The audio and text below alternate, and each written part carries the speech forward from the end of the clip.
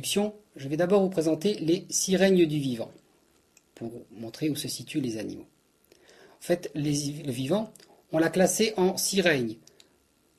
D'abord des êtres prokaryotes et des êtres eucaryotes. Les prokaryotes, qui n'ont pas de noyau, comprennent les bactéries. Alors en fait, dans ces bactéries, on va distinguer les eubactéries, celles que vous rencontrez classiquement en pathologie humaine, et les archébactéries, qui sont soi-disant plus anciennes. En fait, c'est très mal nommé. Elles ont un matériel enzymatique qui est plutôt proche des eucaryotes.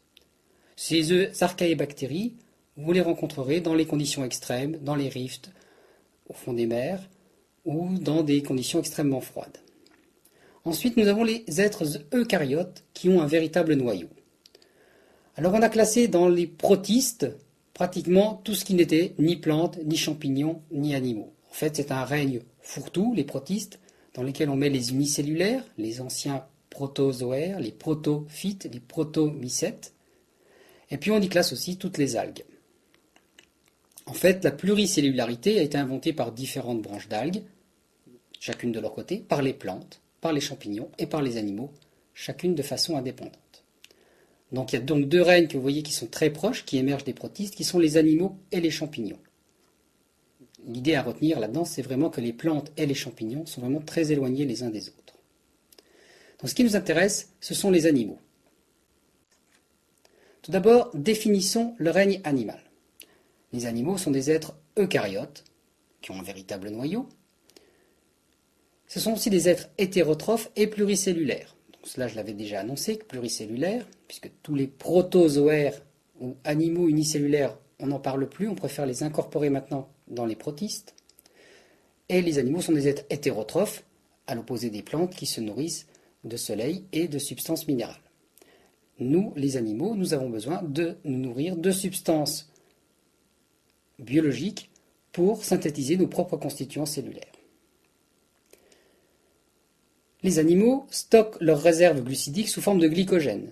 Les cellules animales n'ont pas de parois. Tout cela, c'est pas valable pour les plantes qui stockent sous forme d'amidon et qui ont des parois pectocellulosiques.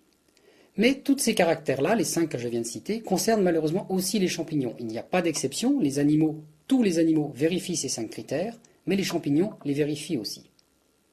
Ce qui différencie les animaux des champignons, c'est bien sûr que les animaux sont capables de mouvement. Nous avons donc un tissu nerveux, un tissu musculaire, mais ça, il y a des exceptions, il y a des animaux qui ne se déplacent pas, qui n'ont pas de véritable tissu. Et chez les animaux, il y a une reproduction sexuée avec un stade diploïde prédominant, le stade haploïde est très court. Là encore, il y a quelques exceptions de reproduction asexuée chez les animaux, mais là est quand même la différence fondamentale entre les champignons et les animaux.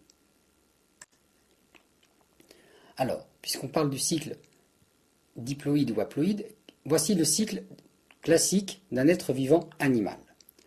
Le stade commence, mettons, à la fécondation, qui est en haut à gauche de la diapositive. La fécondation donne lieu à un œuf, un zygote, à 2 N chromosomes. Ensuite a lieu le développement embryonnaire précoce, avec segmentation, développement embryonnaire, tous les stades que vous avez déjà vus, blastula, gastrula. Et puis il y a l'éclosion ou la mise bas. Éclosion en cas d'œuf, mise bas dans le cas d'un animal qui va mettre au monde un être vivant déjà autonome, comme par exemple l'être humain. Ensuite, nous aurons la croissance de cet individu, ou éventuellement un développement post-embryonnaire. Ensuite, nous arrivons à l'adulte qui va produire les gamètes, et nous avons au stade des gamètes la seule période du cycle d'un animal où l'être vivant va être haploïde. Alors, quelques définitions. Qu'est-ce qu'on appelle un adulte? Un adulte, on dit aussi un imago, c'est la forme capable de reproduction sexuée. Aucun problème pour les reconnaître dans la plupart des animaux que vous connaissez, mais vous verrez sur certains parasites que la distinction entre forme larvaire, forme adulte, n'est pas forcément évidente, en tout cas pas sur la simple morphologie. Et le critère à garder, c'est cette capacité de faire de la reproduction sexuée. Ensuite, une larve. Qu'est-ce que c'est qu'une larve? Une larve, c'est une forme libre qui va donc apparaître à l'éclosion ou à la mise bas et qui va présenter des différences importantes avec la forme adulte. Ces différences importantes, eh bien, elles vont être sur le mode de nutrition ou sur le mode de vie. Les exemples classiques, c'est le tétard et la grenouille. Différents modes de vie, l'un vit dans l'eau, l'autre vit dans l'air, différents modes d'alimentation. L'autre exemple classique, c'est la chenille ou le papillon. La chenille rampe sur les feuilles, se nourrit de feuilles. Le papillon adulte, lui, vole et ne se nourrit pas, ou très peu, suivant les espèces. Donc, c'est quand on a une larve à l'éclosion ou à la mise bas qu'on aura un développement post-embryonnaire qui donnera ensuite un adulte différent.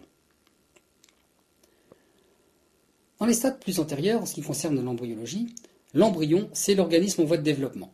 Depuis l'œuf, donc au niveau du zygote, jusqu'à une forme autonome et active. Et ça, c'est valable pour tous les animaux.